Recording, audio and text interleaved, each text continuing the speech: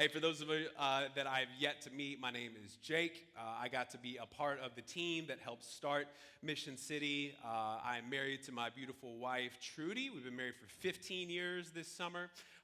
With the last time we were here in Santa Barbara, we had 3 kids, and now we have 4 children. All right, we have 4 children. There she is.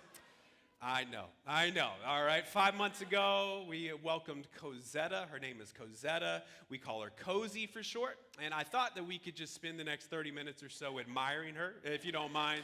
I think that that would be a good use of our time, but maybe we could do some other things, all right? Our family relocated down to Anaheim a few months ago, and we miss this. We miss you guys.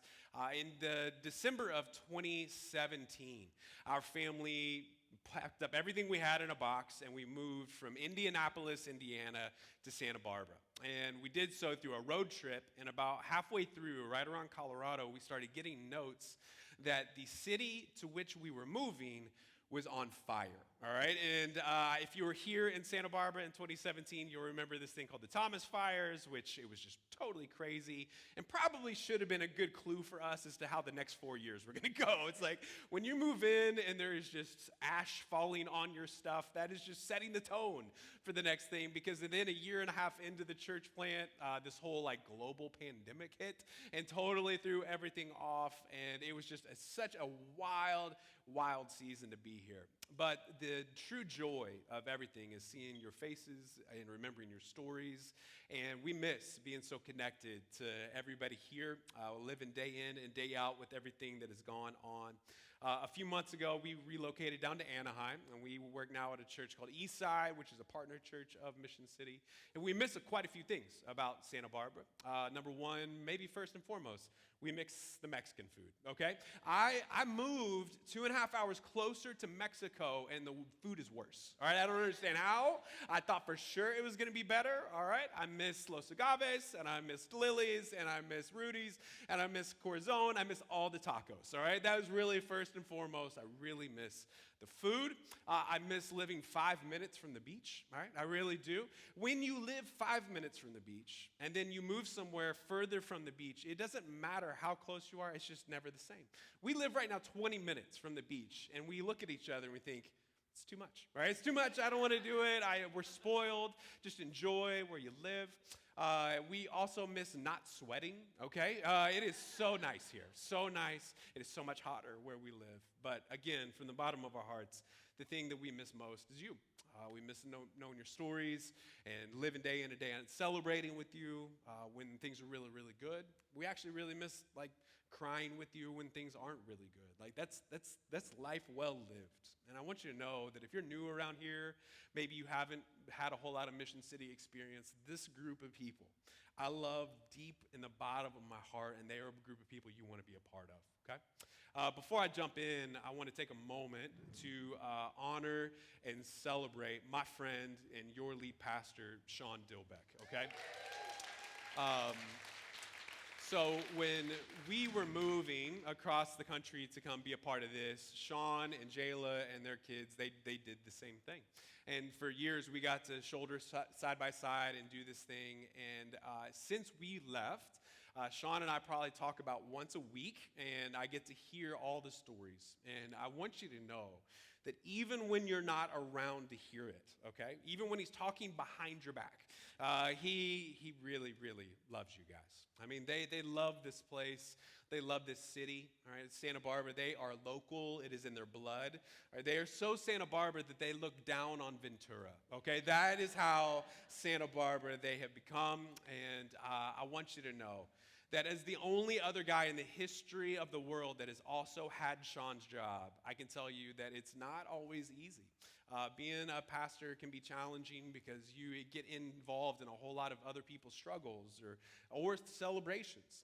Sometimes it's hard to figure out what the right next thing is to do, and he's doing it with integrity and courage and passion, and he deeply loves you guys. I just want you to know that. So will you do me one more favor and just celebrate one more time Sean and Jayla Dilbeck and their leadership here?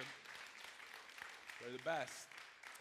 Hey, I get this honor of participating participating in this series that you've been in for the last few weeks called 80s Mixtape, which might be the most Sean Dilbeck message series of all time. And now, if you are under the age of 30, a tape is a piece of plastic, okay? It was a piece of plastic with some ribbon in the middle that had the music on it. Then every once in a while, the ribbon would come out, and you'd have to use your number 2 pencil to wind it back in so that you could play the music again. Just be glad that you live in the age of Spotify and playlists. It is way easier, right? Way easier. But what we're going to do is we are going to leverage the message of Journey's classic there, Don't Stop Believing, to talk about something really, really important today.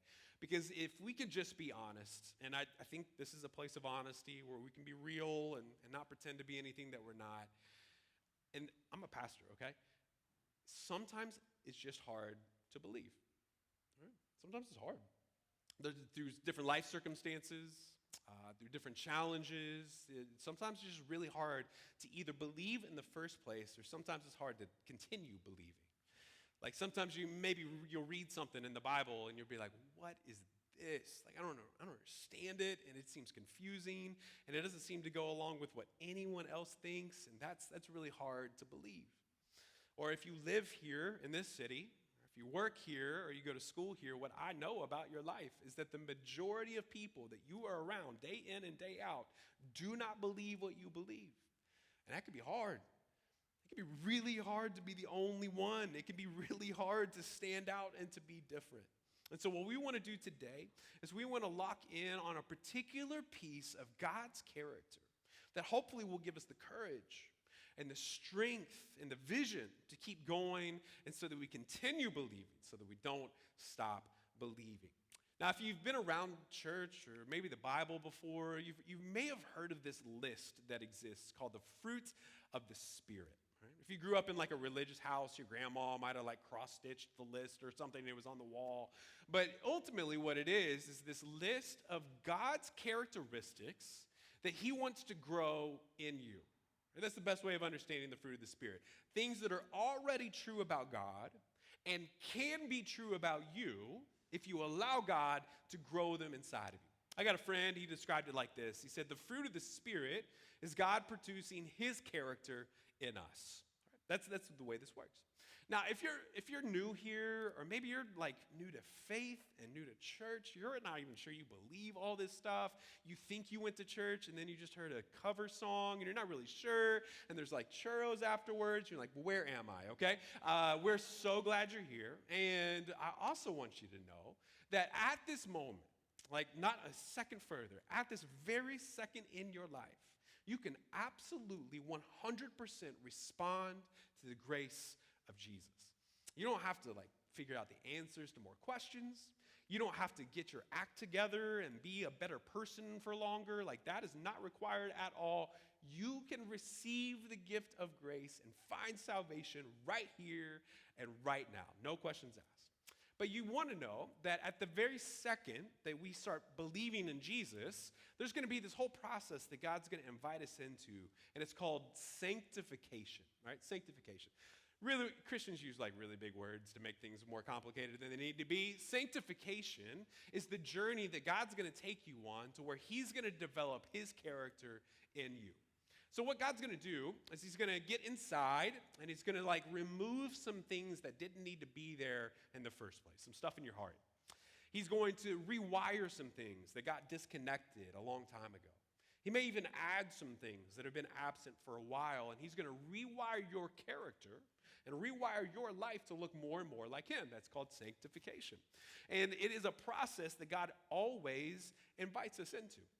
In fact, there is not a version of following Jesus that doesn't include radical life change. Right? There's not a version to where you start believing in Jesus and remain the exact same person that you were before.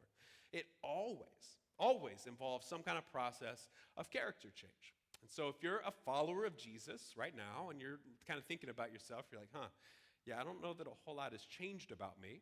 Or there wouldn't be a whole lot of people in my life right now that would point to me and say like, oh, I can tell that God's doing something. I'm just here as your friend to lovingly say, it may not be God that you're following.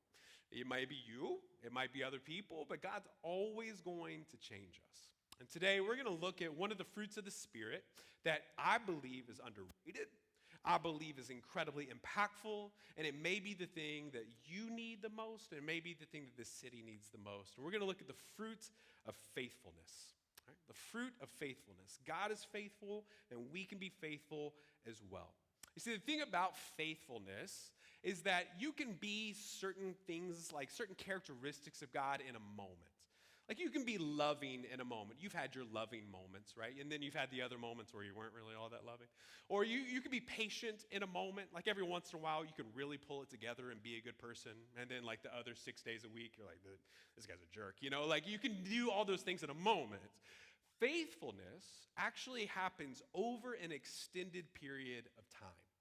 It's not a moment that shows up. It's actually a long-term thing that God is going to develop.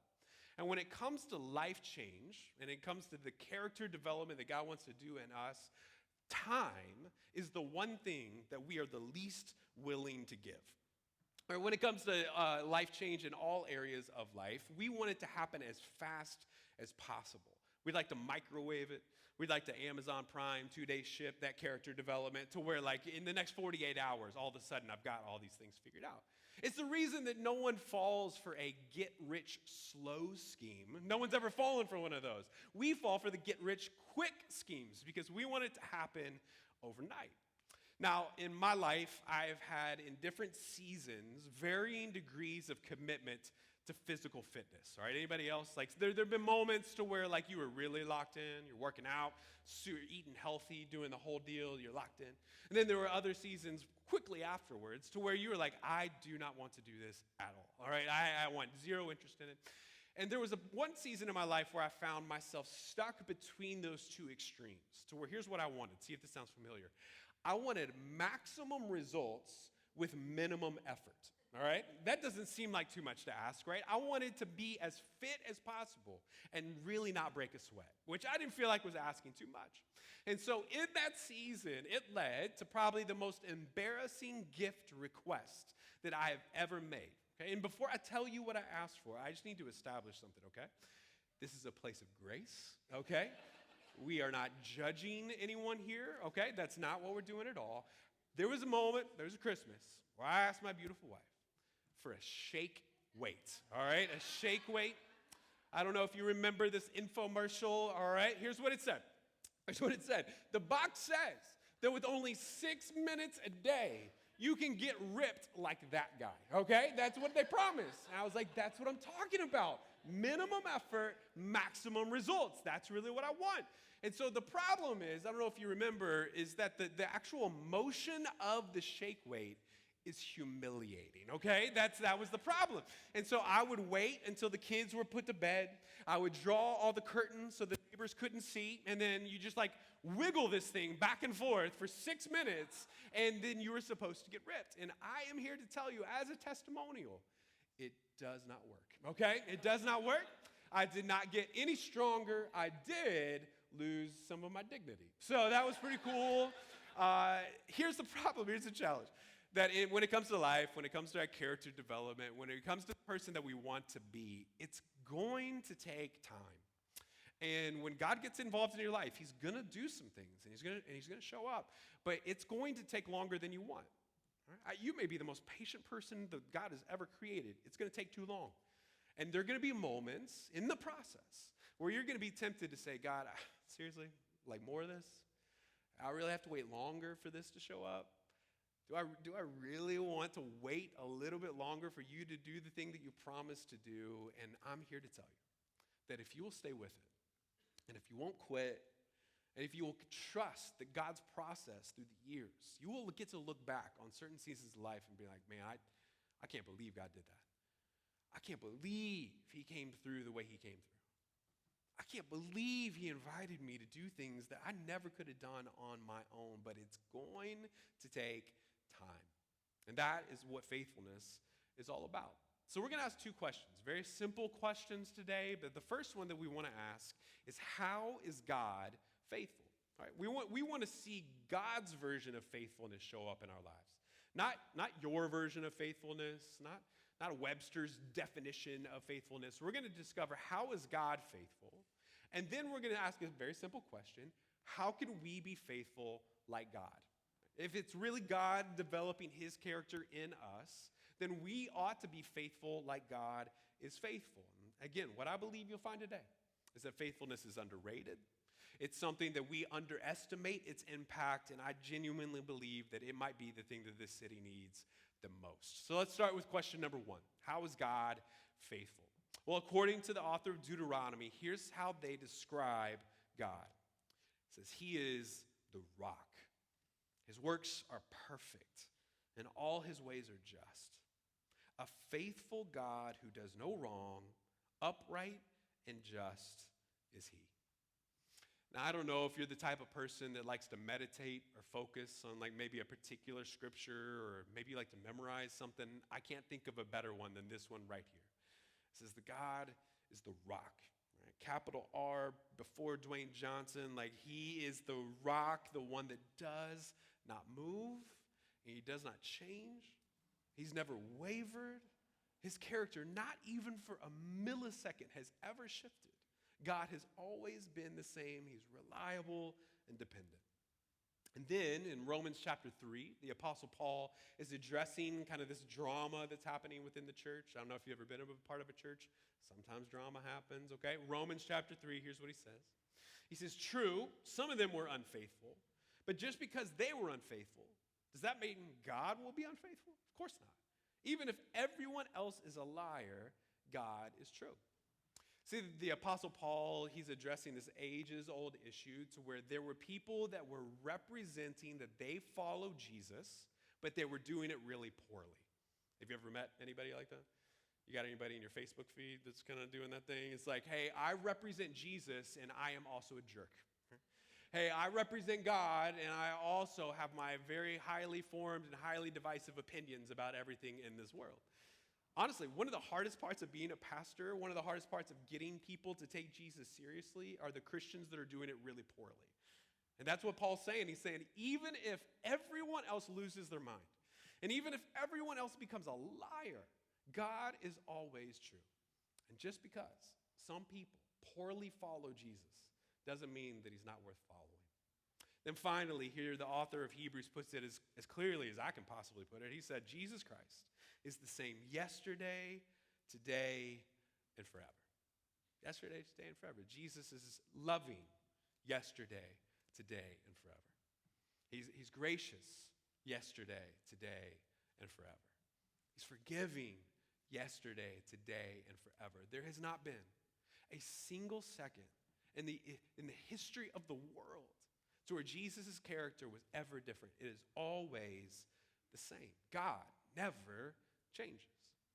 Now, why is that good news? Why is that good news? Because you and I, we live in a culture right now to where change is not just something we experience, but it's something that we value. Right? I mean, when you think about what we do in our world, we don't expect anything to stay the same for longer than like 2 or 3 months. Just think about the way technology has changed in our lifetime alone. All right, for those of you, again, that are under 30, I just need to, quick history lesson. Telephones used to be attached to the wall. All right, think about that, all right? And then there was this long, windy cord that could wrap around you and suffocate you, okay? That's what you did. And then when you called your friend to talk to your friend, anyone in that house could pick up the phone, okay? Think about this. You're calling your friend's house line. They're just their number. And their parent might pick up first. And then you would have to make small talk with your friend's parent before you could talk to your friend, okay?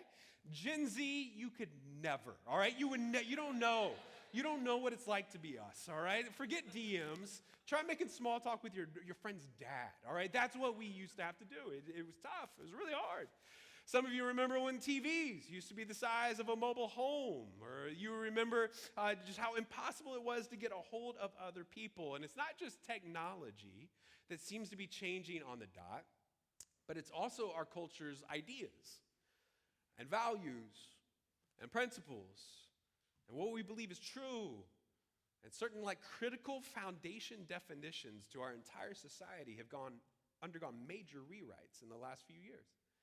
I mean, just think about the way that we think about words like justice or race or politics or sex or gender or love. All of those. Just think about it in the last 5 years. We've completely redefined everything. It's always shifting. And sometimes it's really hard to keep up. Like, hold on. So the thing that we used to not like, now we like. Got it. And the thing that we used to condemn, now we're celebrating. Okay, cool. And it can be really, really challenging to figure out what exactly we accept and what exactly we condemn and what exactly we celebrate and what we're accepting now. And it is always this shifting sand. If you're a student, maybe like middle school, high school, or in college, just give me your attention like real quick. I'll make it shorter than a TikTok, all right? I promise, I got you, all right? I got you. Hey, I know that the world in which you're living right now is really, really complicated. Like it, straight up, it's way more complicated than when I was your age. And that wasn't all that long ago, believe it or not. And the ideas and the values and the principles and just the effort it takes to actually take God at his word or believe Jesus is trustworthy or actually take the Bible seriously. It is becoming more and more challenging each and every day, and I get it. And I also want you to know that being a part of a church, this is where the beauty comes in. It's that you don't have to do it alone. You have other people here that would love to celebrate you and encourage you and listen and maybe even share some wisdom. I know they're old and I know they're lame and I get all that stuff, but like they've lived through some things and they've seen some things, and I promise they would love to have your back. And so if you love Mission City, if you call it home, can we just celebrate any of our students here right now that are trying to follow Jesus in a really challenging time?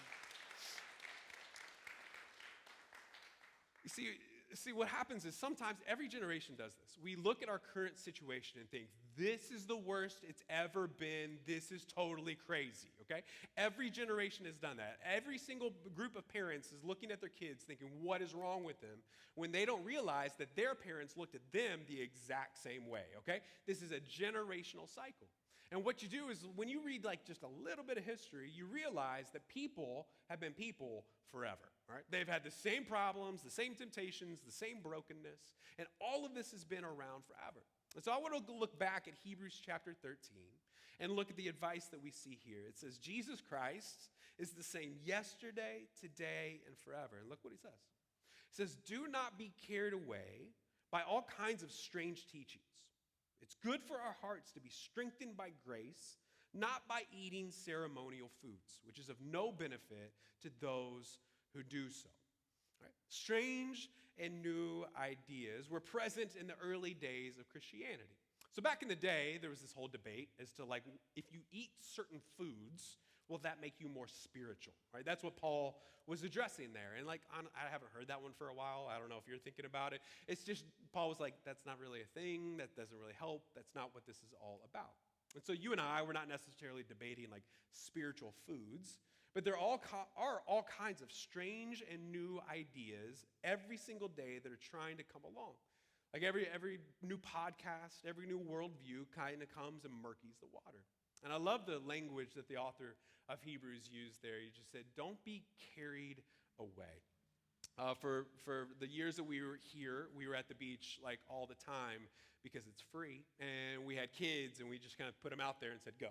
And the beach is amazing. And so we'd throw down the chairs and we'd lay out the towels and sunscreen. And then the kids, we just run and jump into the freezing water because children don't feel things. And so they get in the water and they're splashing and they're doing the boogie board. And then give them about 20 minutes. And all of a sudden you would look up.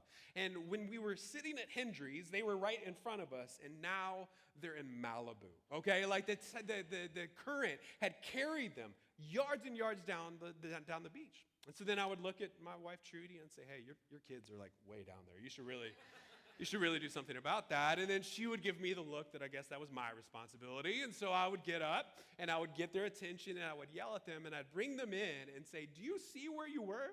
Do you see where mom is? Like, do you see our umbrella? Do you see the towel? Look how far that you faded. And the scariest part as a parent is that they had no idea. As far as they were concerned, they were still in the same place. You don't feel the tide carrying you away. The current's just kind of innocuous. It just kind of happens over time, and all of a sudden you look up one day, and you're in a place that you never thought you would be. You've let go of really a community that used to be really important to you. You've let go of certain convictions that used to define who you are, and you didn't even feel it. It just kind of happened. And then in the absence of an anchor, and in the absence of a firm foundation to where it will keep us where we want to be, we'll be carried away. We'll be carried away by some kind of new idea. We'll be carried away by some season of struggle. We'll be carried away by some loss that really rattled our confidence. And all of a sudden, we'll look up and we can't even find the place that we used to be. That's why it is so good, such good news that God is the same yesterday, today, and forever. We change all the time. God doesn't. He is the anchor that will keep us exactly where we want to be. But again, I believe this to be a place of honesty. I never want to sell you something that I'm not being completely transparent about. Sometimes it can be really hard to trust that God is faithful. In my experience, it's usually in a season of struggle or particularly in a season of loss where I can look back at God and say, hey, God, are you sure you didn't change? Are you sure? You said some things, and it doesn't really feel like that's true anymore. Like, my life used to be easy, and now it's really hard. And I used to get the things that I wanted, and now I don't get those anymore. God, are you sure you're still the same one? This picture here is my friend Chad on his wedding day. He's the one there in the red tie. And he and I grew up together, and one of the cool parts about being a pastor is that sometimes your friends ask you to do things for them, and so I got to officiate his wedding. This was on his wedding day. There's this beautiful bride, Maeda. She's from Brazil. She's the sweetest person you'd ever want to meet. And Chad and I grew up together, met in elementary school, get to high school together, and Chad was that kid in your high school that had a lot of DJ equipment, all right? Did you ever have one of those to where, like, he was always playing music in sweaty basements for high schoolers, and that was him, and he grew up to be my friend with the coolest job ever. He is a Disney Imagineer, all right? A Disney Imagineer. He made roller coasters for a living, all right? It doesn't get cooler than that. He built the Iron Man ride in Hong Kong. He built the Millennium Falcon in Disney World, and so just the coolest job ever, and it's somebody that means the world to me. And about 5 years ago, I got a phone call from Chad, and he told me that he had gone to the hospital for some stomach pain. He thought he had appendicitis. And he came home with the diagnosis that he had stage 4 colon cancer. And we were 35. And man, I don't know if you know what to say to your friends when they call you with news like that. I didn't know. We cried together. I tried to pray for him, and then we hung up. Then a couple weeks later, we put together this weekly prayer call. All these people that we had gone to high school with, we hadn't talked for like a decade. And we got on the call, and we were going to listen to Chad's prognosis. He was going to give us updates as to how it was going, and then we would pray for him. And we prayed hard, like each and every week for full healing. We prayed for the doctors. We prayed for his family. We prayed, and we prayed, and we prayed, and we prayed. This chair might actually look familiar to some of you. It sits on the campus of Santa Barbara City College. It's on the little patio where we had church there for the first year and a half. And during Chad's treatment, he came out to visit. And so he came to church. Then it was actually the weekend of the I Madanari Street Festival. So we went up to the mission and looked at all the chalk paintings. And, you know, we did the thing where you talk about some small stuff for a while. And then it just ended up being me and him in the afternoon. And he just started talking about the big stuff, like the hard stuff. And eventually he was sitting in that very chair, and I was sitting next to him, and he just said, man, what would you do? Like, with the time that you have, like if you were me, what would you do with your life? I don't know if you've ever had anybody battling cancer ask you that kind of question, and I didn't know what to say. And I stumbled, and I tried to figure a few things out, and Then I basically looked at him and I said, I guess what I would do is that I would make sure that everyone that I know, that everyone that I love knows. You know, I'd make sure my wife knows, make sure your mom and dad know, make sure your brother knows, like tell them how you feel. And he looked at me and he said, man, that's a really good idea. And he swiveled that chair and he said, I'm going to start with you. To which I said, please do not. I am not emotionally mature enough for what you are about to tell me. And like any good friend, he didn't listen to me. And he looked at me and he told me that he was proud of me and that he loved me. And I don't know if you've ever had anyone dying of cancer look at you and tell you what you mean to them. But that's not a moment I'll ever forget. And Chad passed away a couple years ago. And I don't know why God didn't heal him. I don't know. I wish I could explain it to you. I wish I had like a really easy answer. I don't have one. And it's moments like that to where it can be really easy to look at God and be like, hold on, did you change? Because you said you could heal people, and we asked, and we prayed really hard, and we were really specific, and we tried to do all the right things. And then I look at what you do for other people. Sometimes you heal other people and you didn't heal the person that I love, and I'm not really sure what happened here. What did we do wrong? And my guess is, you have a story in your past, you have a story in your life to where you lost someone that you really, really love, and you had questions like I've had. And I can't tell you how to feel. I can't tell you what to believe about God's faithfulness in that moment. But I can tell you that I genuinely believe that God was still faithful even through all of that. See, sometimes I think we lack a vocabulary to really understand the life that God has given us. So sometimes maybe you've heard of people like losing their battle to cancer. You've probably heard someone say that.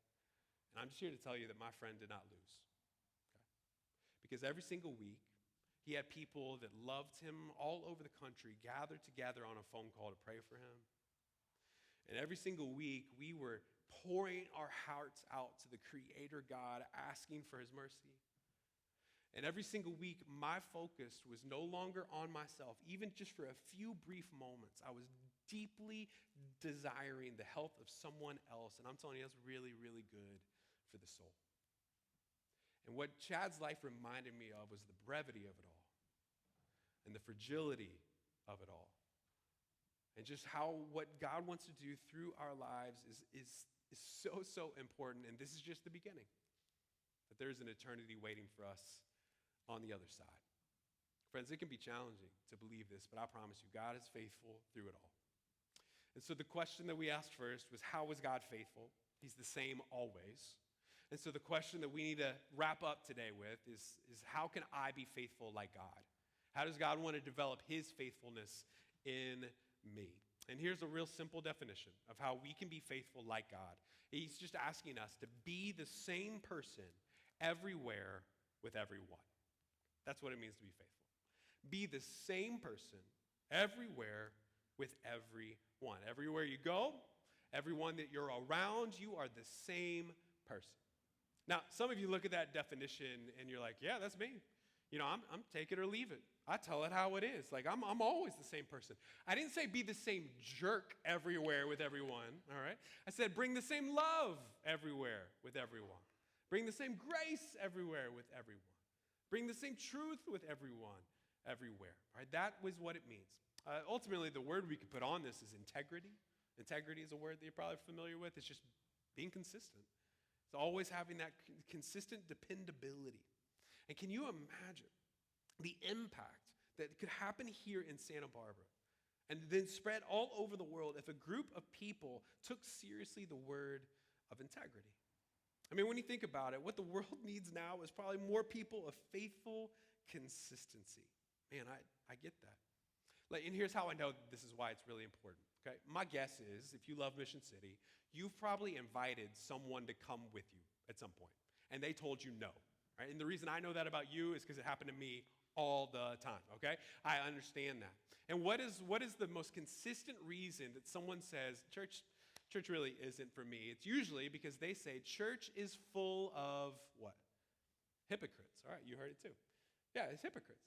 And like you did everything you could. You even like lied to them one time. You said you're going to go see a movie and you got in the car and then you got here and then they jumped out of the moving car because they realized what you were trying to do. You did everything you could.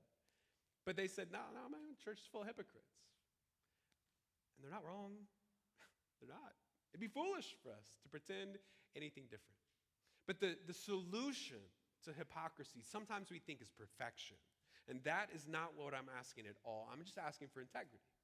Perfection and integrity are two different things. You see, a person of integrity is humble enough to admit their hypocrisy and courageous enough to address it.